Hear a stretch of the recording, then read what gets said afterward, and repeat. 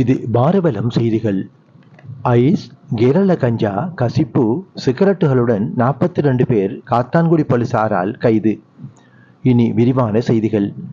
Ice மற்றும் கேரள கஞ்சா, cigarette உட்பட பெருமளவிலான கசிப்பு போதைப் பொருட்களுடன் 42 பேர் காத்தான்குடி போலீசாரால் கைது செய்யப்பட்டுள்ளதாக காத்தான்குடி போலீசார் தெரிவித்தனர். 57 லிட்டர் கசிப்புடன் 25 பேரும், ஐஸ் போதைப் பொருளுடன் 4 பேரும், கேரள கஞ்சாவுடன் 8 பேரும், சிகரெட்டுடன் 1 பேரும், ஏனைய குற்றச்செயல்களில் ஈடுபட்ட 4 பேருமாக 42 பேர் போலீசாரினால் இவ்வாறு கைது செய்யப்பட்டுள்ளனர்.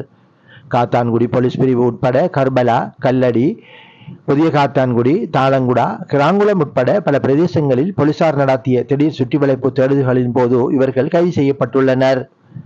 கைது செய்யப்பட்ட நபர்கள் இன்று நீதிமன்றத்தில் ஆஜர்படுத்தப்பட உள்ளதாக போலீசார் மேலும் தெரிவித்தனர்.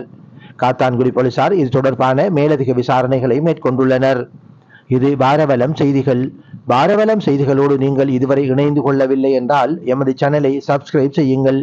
பக்கத்தில் இருக்கும் பெல் ஐகானையும் அழுத்தி விடுங்கள்.